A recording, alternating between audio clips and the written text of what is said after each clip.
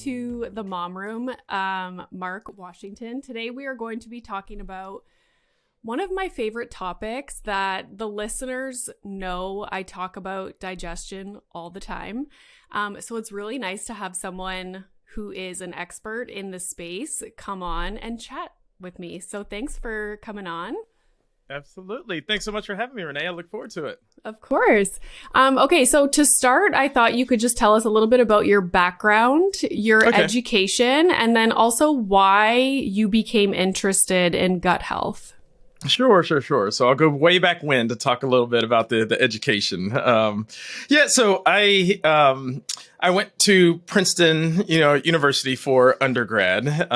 It's interesting. Long story short, I played football in college, and I was very fortunate that Princeton found me, right? I mean, because I grew up in Kentucky, small town. Princeton was nowhere on my radar, but they're looking for great student athletes, good in school as well as on the football field, and I fit that profile, and so really glad that worked out. I was an engineer undergrad, and I went on kind of professional career, but I actually did go back to get my MBA at Harvard Business School after a couple years in consulting. So went there for a couple years in Boston before deciding it's time to grow up and get out in this real world. What was your experience like at Harvard? Like these are huge schools. I grew up in Northern Ontario, and I remember I don't even know where I got it, but I had a Princeton hoodie, and I would wear it all the time. And I was like, awesome. Look at me. Yeah. So at Harvard, I have a funny story about Harvard. My friend used to go there, and I went to go visit her for a weekend. And this was in 2000. It was right before Facebook became a thing.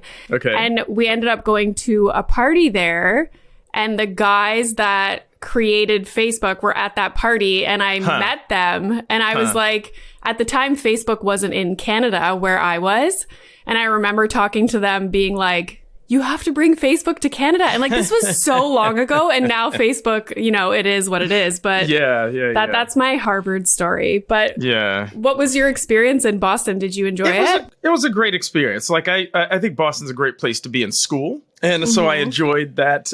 It was mostly about the environment at Harvard and in the business school, and really making fantastic connections and finding your voice and figuring out what you want to do, thereafter. Just some amazing people. Honestly, that's the thing I remember the most is just connections. And obviously there's the network and everything about it. But for me, the biggest thing was really just connecting with some amazing people that are trying to do amazing things in the world.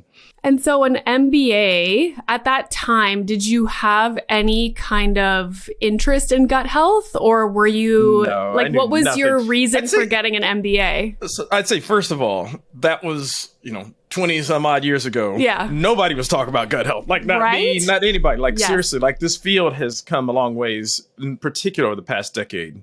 But yeah, in my mind, I was, even though I had a background in engineering, I was, a problem solver. I didn't spend some time in consulting. An MBA had always been in my plans because I'd always had an aspiration to be a business leader. Whether it's an executive, which is kind of the first track of my career, or at some point potentially an entrepreneur and a business owner. And I always felt like an MBA would be conducive to that, kind of help prepare me, create connections and so forth to be, a business leader of the future. And so it had always been a part of the plan. This is well before gut health, frankly, even before I knew that my path was in health and wellness, broadly speaking, right? It was just, I knew business was what I wanted to do. And so that was the mindset at that point in time. Yeah, but it was shortly thereafter that I got into the health and wellness space. I was like, this is my calling, right? This is me. These are my people. This is what I love to do, is being in a space that I can help other people live healthier lives. Because it had always been something personal for me, as an athlete, and I tried to eat healthy and stay fit and work out and so forth. And it was great to be able to combine that personal passion with a professional career, working initially in healthy food and beverage, helping other people live healthier, and then expanding into fitness and supplements and kind of all things wellness. And so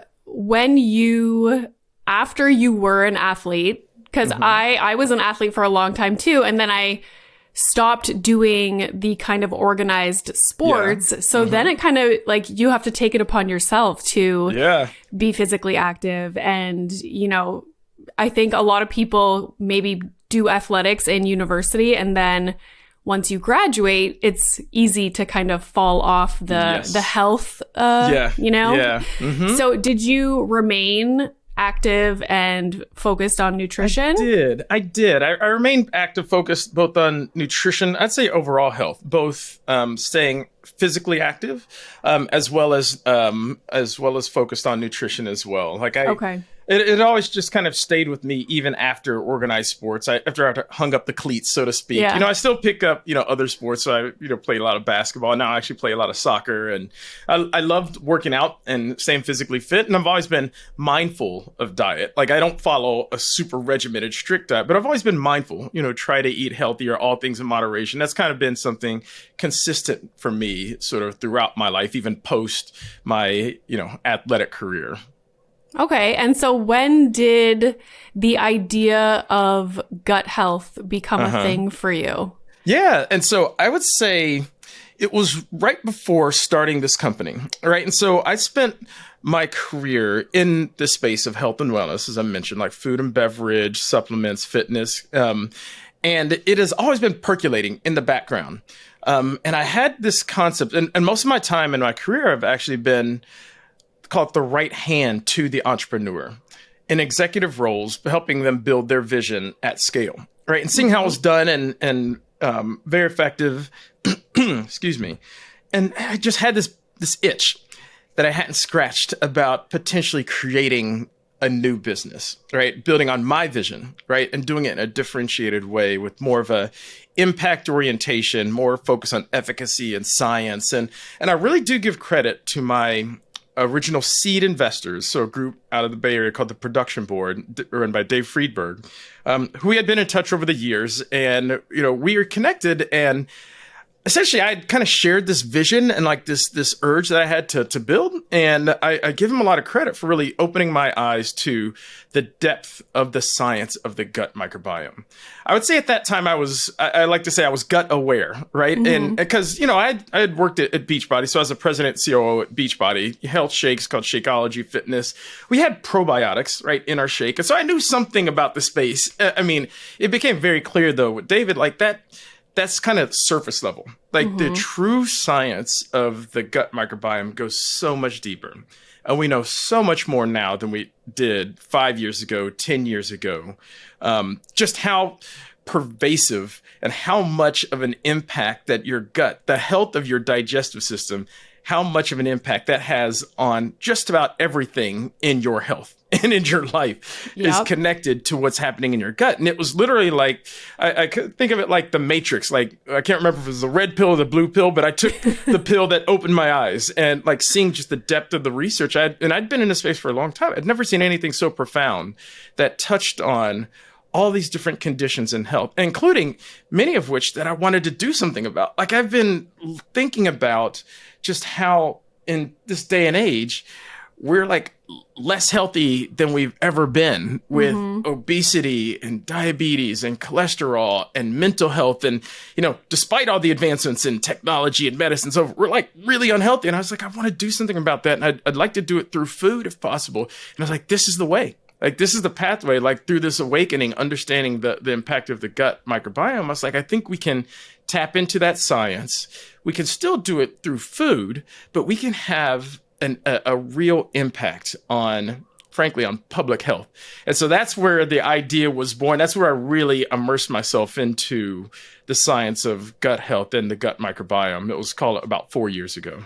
So some people might be listening and be like, okay, like, especially nowadays, more people talk about gut health, and it's like I think a lot of people are gut health aware. Gut aware, exactly. But I don't think, even in like medicine, I don't think people connect maybe the symptoms that they're having or experiencing with gut health. Yes. So can you speak a little bit about maybe some common things that people might be experiencing that could be directly related to gut health?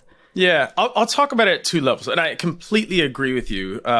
Gut health is becoming a thing.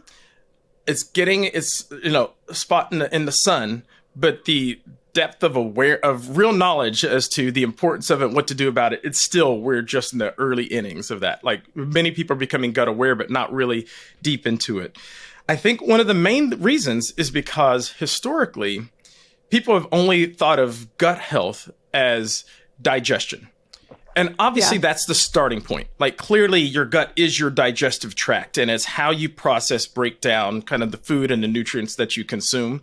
Clearly, the first sign of the first area of impact and therefore the symptoms is about your digestion. Kind of, how is it working? You know, are you constipated? Are you like constantly, you know, having diarrhea or other systems? Are you having, you know, digestive issues like IBS, bloating, and, you know, these kind of issues, or even like there's some chronic digestive diseases. Those are the most direct, you know, and first level of impact or first layer symptoms of, you know, a dysregulated gut, a gut that's unhealthy, are digestive issues, right? And so when you do create a healthy gut, and we could talk about ways to do that, and obviously that's what we're about at SuperGut, you actually bring things into balance in your digestive system. That's the first place that you see it. And so it's fascinating because it's like, it's one of those things. If you are constipated, it actually helps you get more regular.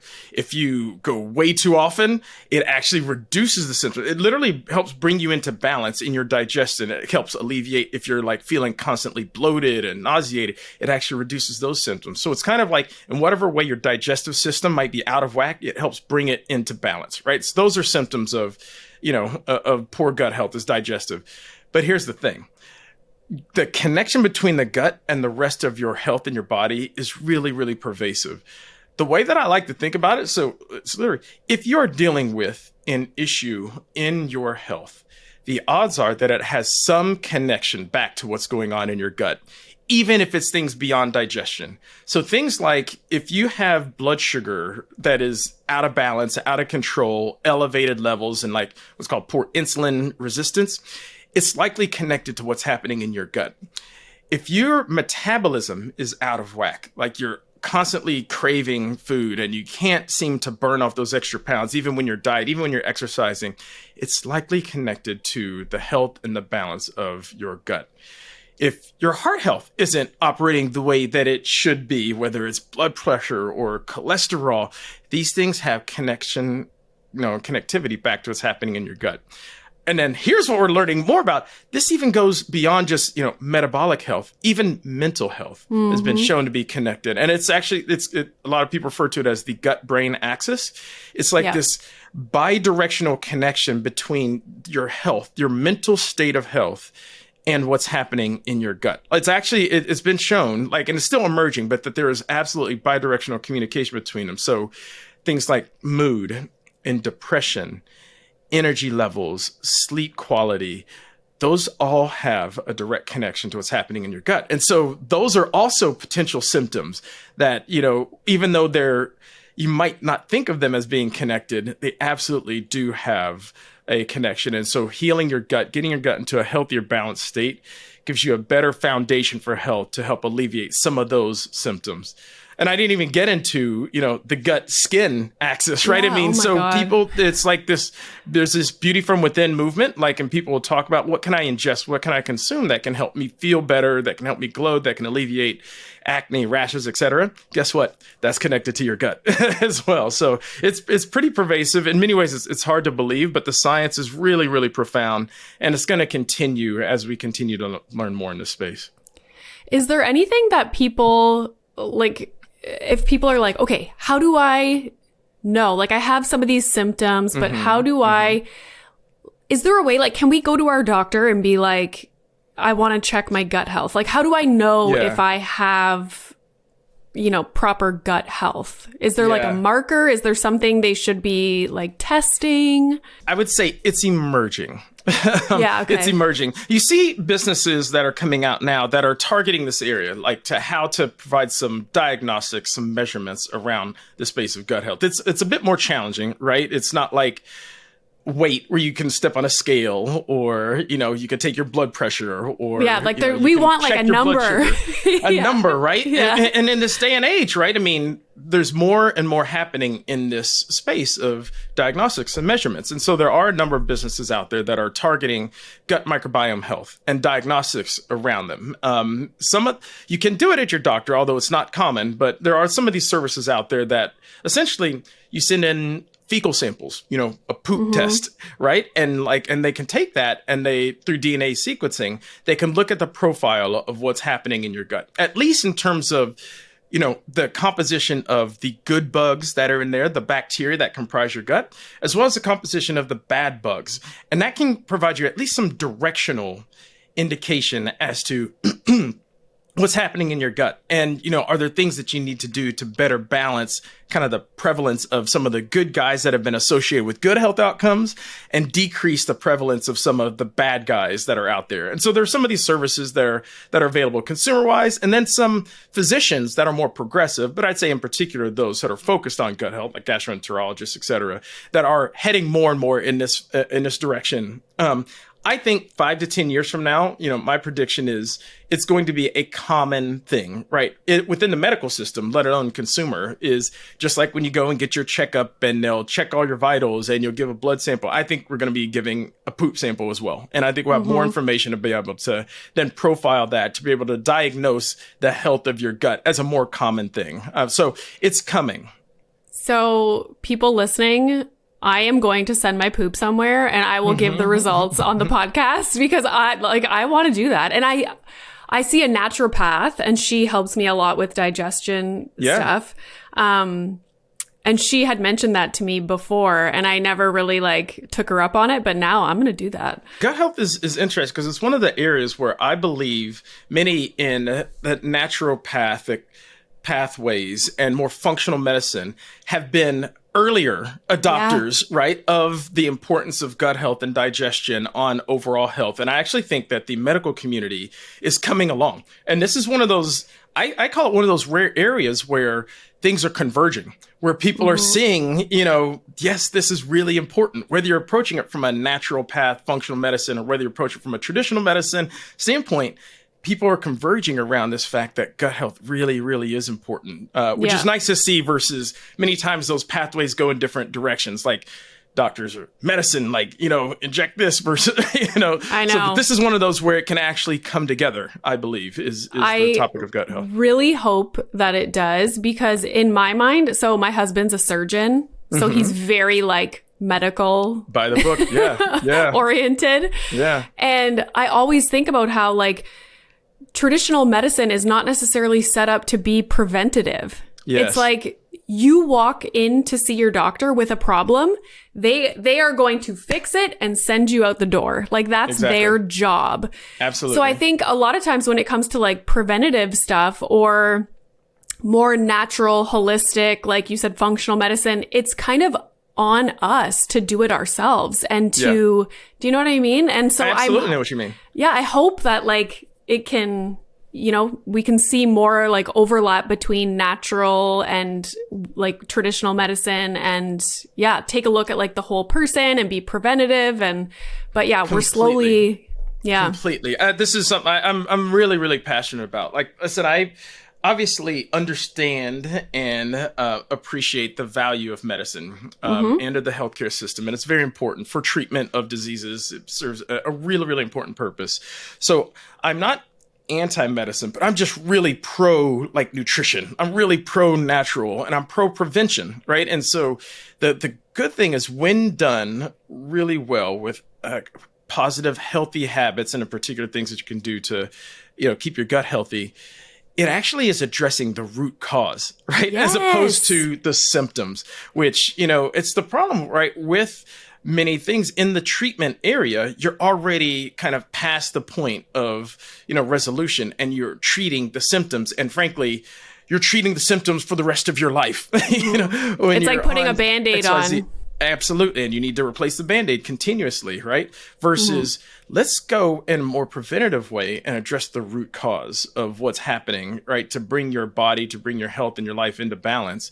And that actually is something that you can do naturally, right? Yeah. When the body's an amazingly powerful thing and it's incredibly complex, and we're always figuring things out about it. But the one thing that we do know is the gut is a pathway in this, plays a key role in this equation. Frankly, it can help those who are diseased, right, and are treating a disease, but it is also really, really important from a prevention standpoint. And obviously, this is the role that we are trying to play to move things in this direction, that connection between food and medicine. And that's why, we call this food as medicine. Like, that's one of the places we aspire to be a leader, is SuperGut, is this food as medicine type pathway.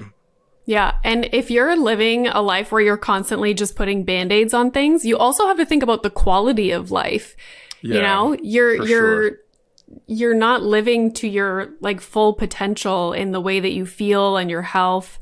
But so let's get into how people can improve their gut health, obviously. Sure. And I just have to say, the strawberry almond bar is, I think, one of the best tasting bars I have ever had in my life. Like, regardless of it being like a health bar or like a chocolate bar, like, that was delicious. That is literally music to my ears. Oh yeah. It's crazy, right? It's crazy. So good. I was like, this is impossible. How is this so good? Like, I was raving about it to my husband.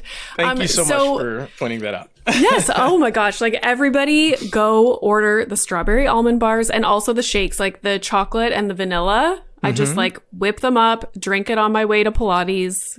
I love it. Awesome. So let's talk about gut health. Yeah. The products. Also, I wanted to ask you about which I'm sure nobody has heard of, the resistant starch. Yes. Yeah, for sure.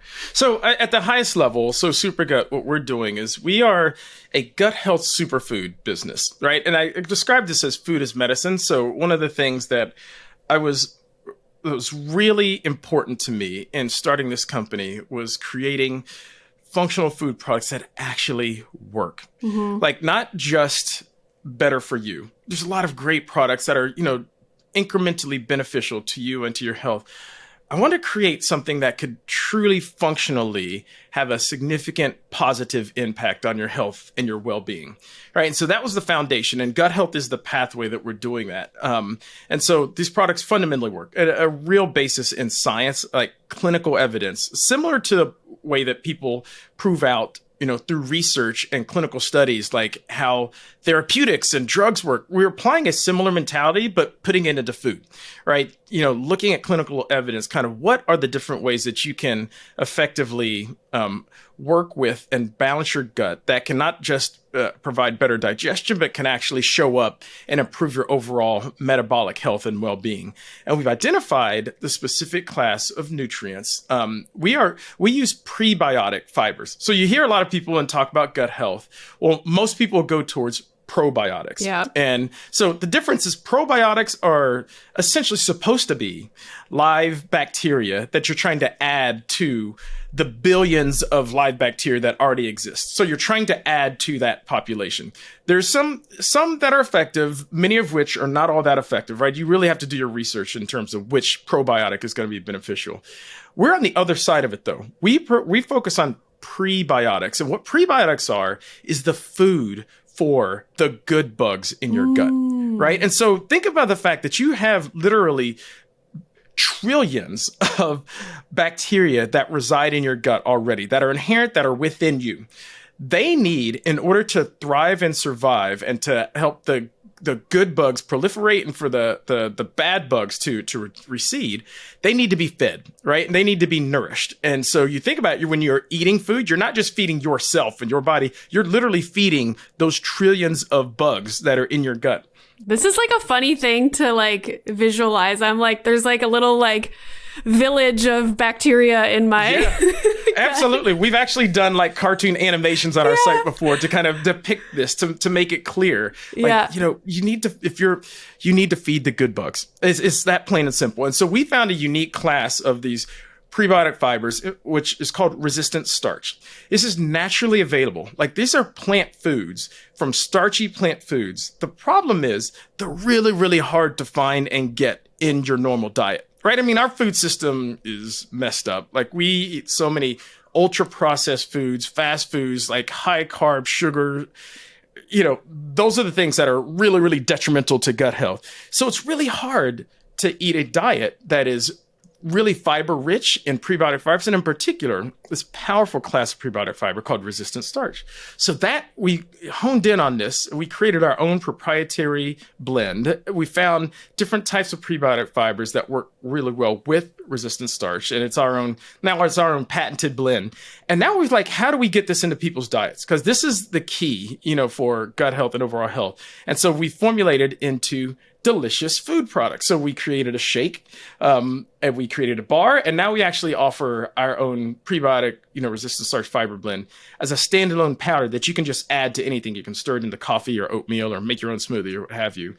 And so the overall concept is, in order to make this, it has to work. And we know this works, not just based on the existing clinical evidence. We actually have done our own gold standard clinical study. I pulled it up. I'm a research nerd, so I pulled up the study. That's awesome. Yeah, no, it's really, really rare for a consumer, a commercially available consumer product to go through that. But it was really important to us to really prove how functional that this is. So it fundamentally works. But that, to me, it wasn't good enough. Like, I think the point of impact is both function, but it's also form, right? To especially if you're in food, people need to actually enjoy it if they're going to take it again and again and again. Because the unfortunate truth is there's no such thing as a magic pill. There's no pill that's going to cure you overnight. Frankly, there's no food. There's no medicine that just cures you overnight, right? I mean, it actually takes habit, like a consistent, healthy habit. And so in order to achieve that, I'm of this firm belief, you have to create products that are accessible, that are easy. And frankly, I even say like craveable, right? Enjoyable. Things that you would eat even if they weren't fundamentally good food. That's kind of the bar that we set. And I believe we've hit with our shakes and our bars and our mix. And so the combination of those two, I think, is the point of impact. And unfortunately, we do see people that have similar experience as yourself is like we're shocked that these products are actually functional, that they're actually really good for your health because they actually enjoy them. And so I was like, yes, that's the money shot. That's where we aspire to be. And that's going to give us a chance of having a real impact on people's health and well-being, and frankly, hopefully public health at large. So where can people order them? Is it just through the website right now? Yeah. Right now, we're 100% direct to consumer through our website, SuperGut.com. And that's obviously where you can go to check out and buy our products. But in addition, we also provide a lot of content around this topic, like similar to this conversation, like to help people become not just gut aware, but actually informed. And right. And so we actually, on our site, we provide a fair amount of educational content around gut health and how does it work and how is gut health connected to metabolic health. And, we talk about our research. We have a blog as well where we go deep into resistant starch and the fact that, what happens when the good bugs eat resistant starch. Well, they produce these things called short chain fatty acids, and those short chain fatty acids, then they connect with other mechanisms. So if you really want to go deep in the research and double click, our website's a great treasure trove of information for that as well. So I'm curious about your diet. So people listening, let's say they're like, okay, I want to start making some changes to improve my gut health. Like, what are things that we should be eating more of, eating less of? Yeah. Well, I think the first thing that I will say, which is obvious, is you need to have a fiber-rich diet to have good gut health, regardless of what else you're doing in your life. That's, again, this fiber, this prebiotic fiber is the food for the good bugs in your gut. You can get fiber right through plant foods, through beans, legumes, through, phytonutrient rich, veggies, fruit, especially the skins, right? I mean, things that you can take that are fiber rich is all beneficial. So all fiber is good. And here's the reality. None of us get enough fiber in our diet. It's literally, the stats say 5% of adults in the US get the minimum recommended daily amount of fiber in your diet. So none of us do. Do you know off the top of your head what the amount is that we're approximately supposed to get? Yeah, approximately it's about 30 grams a day. Okay. The average adult gets about 15. Yeah. So it's called the fiber gap, right? And this is huge. And we've heard about fiber for years and years and years. I think only recently have we understand just how important it is. It's not just about digestion, right? It's always been known fiber is good for digestion. Now we know with the subject of gut health, it's actually important for total health. And so that's the absolute fundamental biggest thing that you can do for a healthy, balanced gut is by having a fiber-rich diet. Again, whole plant foods is a great way to do it. We provide, since it's hard to do through just that, that's, where SuperGut comes in to really augment and supplement, the amount of fiber that you're getting in your diet. So for instance, one shake has 20 grams of fiber. So that's amazing. Closes that gap right there. A bar has 10 grams, right? And so we provide really concentrated ways to fill that fiber gap in your diet. And honestly, you would never know. Like, those shakes are delicious. Like, you would never know, like, oh, I'm drinking fiber. Exactly. We it was the mandate, when creating this, was that like literally make it to be the best tasting shake on the market, kind of regardless, without sugar, with tons of fiber, etc. And so that's where we were. So, but there's other things, right? In addition to fiber that are good for a healthy gut. So secondly, I would say is fermented foods. And so this actually been pretty solid research around, generally speaking, a gut that is healthy and balanced is diverse, meaning it has a range of beneficial good bugs that are present and thriving in your gut. And one of the ways to create a diverse and healthy, colonies of good bugs is by eating fermented foods like your kimchis or pickled vegetables or what have you. They've actually been shown to have positive outcomes in creating a diverse environment for your gut. You still have to feed the good bugs the fiber, but to actually grow those populations or add to the populations, I would say fermented foods is a secondary thing. Is kombucha fermented? It is. Okay, so let's talk kombucha for a second. Okay. So kombucha is directionally beneficial. I would say the science is still it needs to come a ways, though, in terms of showing like how much functional benefit that you're actually having when you're consuming kombucha. It can be good, right? I mean, so the good kombucha does have live cultures of good beneficial bacteria that you can add to your population. Now, one of the downsides associated with kombucha is most kombuchas out there are pretty high in sugar content as well. So it's something to watch out for with kombucha, because even if it's working and providing positive beneficial bugs, one of the things that feeds the undesirable bugs in your gut is sugar. Right. And so it is kind of, it's some ways, like my belief and what I've seen, the research is that you can actually counteract some of the benefits by the fact that you're feeding both the good bugs and the bad bugs. And so I think that's why some of the science is pretty inconclusive in terms of how much health benefit kombucha is really providing at the end of the day. I'm like a huge... Better than soda, right? I mean, just to be I was clear, just going to say better that. Better than soda, better for you. But in terms of truly functional benefit, I'd say it's limited evidence. Right. I love benefit. This idea of like, there's two teams in your stomach, okay? There's the good guys and the bad guys. The good guys like certain things. We want to feed the good guys. The bad guys like certain things. Let's not feed the bad guys. Exactly. This is perfect. And here's the thing that makes it simple. If you want to know, we've talked about what feeds the good guys. It's primarily fiber. The things that feed the bad guys are the things that you already know are bad for you. I know. Right? I mean, so it's sugar. It's like ultra refined and processed, like high starch. Like it is, fast food. It's the things that are bad for your overall health. Guess what? Those are the things that the bad bugs in your gut love to, that feeds them and grows their population. And that ends up, digestive issues, metabolic health issues, et cetera. So it's like, it's just back to the good old practical advice, right? I mean, eat, be smart about how much you eat, eat more plant foods if you can, have a balanced diet, eat lots of fiber and avoid junk food. Guess what? That's not just good for you overall. It's good for your gut. What about caffeine? Like coffee? Yeah, caffeine. I think I'm not super certain. I don't think it has detrimental effects up to certain levels on your gut. I don't think it has beneficial effects on your gut, but it also is not bad for you per se. Obviously, it's all within limitations as to how much of it you should get, but it's not really a significant factor, impacting your gut health, to my knowledge. And so with the fiber, if just for people listening, if they're like, okay, I'm going to like go all in on the fiber, it's important to drink a ton of water, right?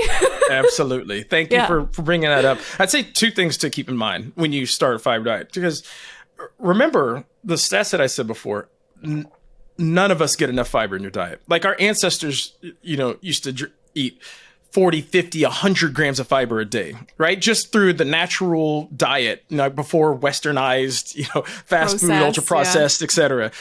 So but you can't go from 0 to 100 miles per hour overnight.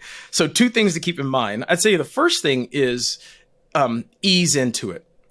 So what happens is if you try to go from not eating a fiber-rich diet at all to getting all the way to your recommended dosage, 30 grams, 40 grams a day, you will have digestive discomfort, right? It could turn your stomach into knots because you're not used to it. You have been starving the good bugs and feeding the bad bugs for so long by just this overload, all of a sudden will absolutely disorient your gut. And that actually could leave you with bloating or constipated or, staying close to the bathroom, like not feeling very comfortable if you try to dive right in all the way there. So the advice is to ease in. Like when you're trying to incorporate more fiber into your diet, ease into it. Like, take steps, right, to get up to that level. The good thing is the body adjusts, right? And, so as you feed the good bugs in your gut, they actually grow and proliferate over time. And that actually improves your ability to process fiber. We actually, given the amount of fiber we have in our products, we actually are very clear with people. We say, listen, as you're getting started, be smart about gently easing this goodness to your gut. And so for us, that's like when you have a shake, start with a half shake, at least for the first few days. Listen to your body. If you're feeling good, then you graduate up, right, to a whole shake after a few days, after potentially even a few weeks, depending on your system. Just ease into it. You can build that tolerance over time, but be careful about jumping right into it. The second thing is water. So as you're consuming water, it just helps. Well, one, water's just, it's your lifeblood, right? I mean, so you should be drinking more water anyways, but especially when you're having more fiber, it absolutely helps from a digestive standpoint to keep things moving. And so when you do, have a higher fiber diet, kind of upping your water intake is absolutely beneficial for you and can help with your on-ramp of adding more fiber into your diet. Because there's lots of parents listening, moms especially, do you have any advice for how to kind of give your children better gut health? Like, what are some things that we should be maybe like increasing with regard to when we're giving them snacks or, what to look out for and what to try and do with our kids? Yeah. So a couple of thoughts there. One is, at the very outset, one of the really fascinating areas of gut health is around childbirth.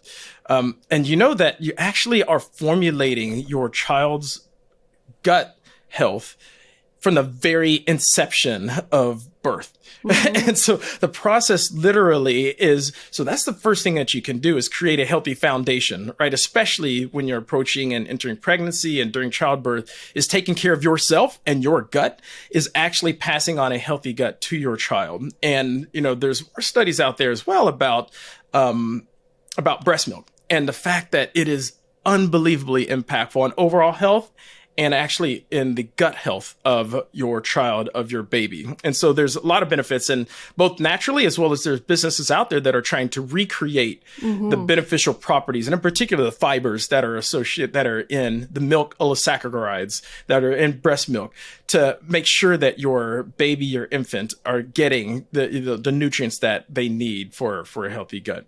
And then once they get older, it's a lot of the same type of advice we give for adults like you would give for kids as well. The main thing is, how do you get fibrous plant foods into their diet? And so looking out for things that can add to that. So it does come back to some veggies. It does come back to fruits as well, especially if eating fruit and providing the skin along with it. And so not just the slices, but actually the skin is where a lot of the goodness and the nutrients and the fiber comes in. And so those type of things are obviously good for kids. Yogurt has been shown, some types of yogurt have been shown to be beneficial as well. well when they do have live probiotic cultures. Not all of them, but some of them do have some positive benefits on gut health. I would say one other thing is this is also why we created this fiber mix powder as well, is to make it easy and versatile to get this fiber into different food formats in a ways that's hardly noticeable. And so it actually can work for kids as well. And so one of the main ways that people use our fiber mix is oatmeal. And a lot of kids love oatmeal. You can't even notice it, right? You add the fiber mix into oatmeal, stir it in. That's a fantastic way to get fiber into your diet, which works well for not just adults, but for kids as well. So that's just another tip to try. What's your go-to yogurt? I'm just curious. I don't eat a whole lot of yogurt, so okay. Yeah, that's just not part of my diet routine, so I don't have a whole lot to add there. Oh, okay. Are there any products that you guys are working on or like thinking about for the future? Yes, there are. But it's a secret. I told you I have to keep it. It's a secret. Yeah. We've got some amazing stuff in the works. I'd say the first thing I can say is like we know that the products that we have, that we're onto something. So we started out with our shakes and we launched bars and our fiber mix, I'd say about 7 months ago. And now it's like a new customer coming in is as equally likely to buy shakes as they are bars, as they are our fiber mix. And so we know we're onto something with these products. People really love them. They're seeing great results. And so they have a lot of room to grow. And we're looking first at ways that we can continue to expand, make them even better, flavor extensions, et cetera. So I'd say that's the first thing that I can speak to is just continued iterations to build out these existing products. The one thing I'll give you as a hint for the future is we know that the technology that we're on, this resistant starch fiber blend that we created and patented, is very, very versatile.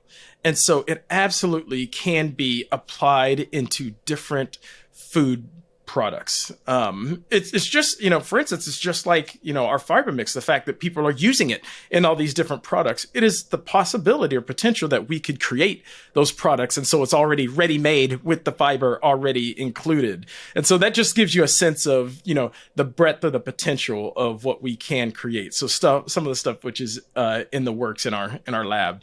Do some people put the fiber blend in baking? That's a great question.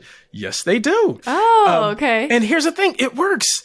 Going back to the clinical foundation of the company. So obviously we did our clinical study that was based on the shakes that showed great impact on metabolic health, digestive health, overall wellness. We test all of our products though. And so with our fiber mix, we actually did a pilot study. This was with healthy individuals wearing continuous glucose monitors, right? To actually track and measure how is this impacting your health. And so we did like a week of high glycemic breakfast foods without anything added to them. And then the next week we did those same high glycemic breakfast foods, adding the fiber mix into it. And we saw on average about a 25 to 30% lower blood sugar levels when you add in the fiber mix, because it really just helps slow down the absorption of, some of the carbs right into your body, into your bloodstream, and helps avoid blood sugar spikes and crashes, et cetera.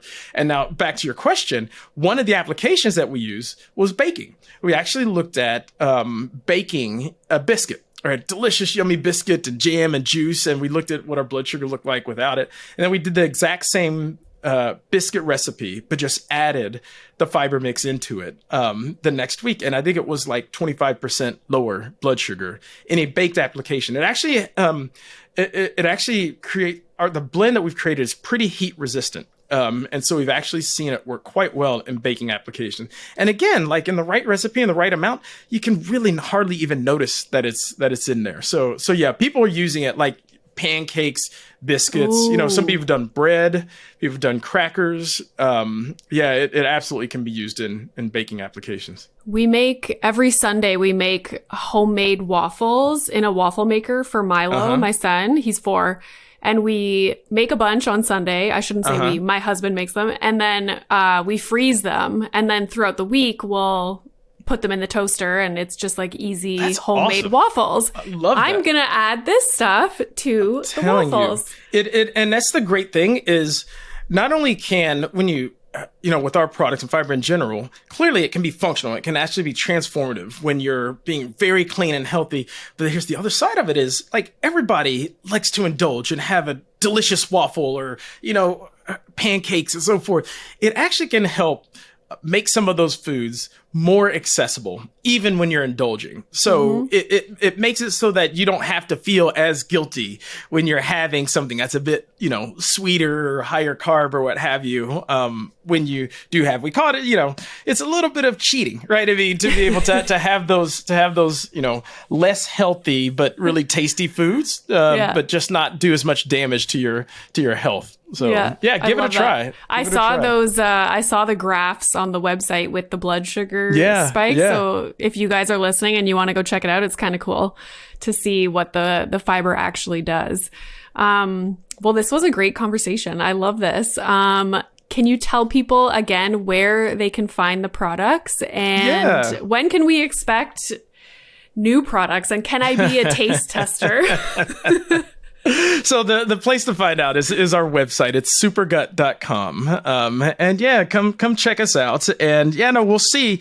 Again, I can't speak to the specific timing of new products, but stay on the lookout. Stay on the lookout for some exciting stuff to come. I mean, I'd say, fortunately, you and I think most of the customers that have tried really love the products that we already have out there. I would encourage your listeners to give it a try.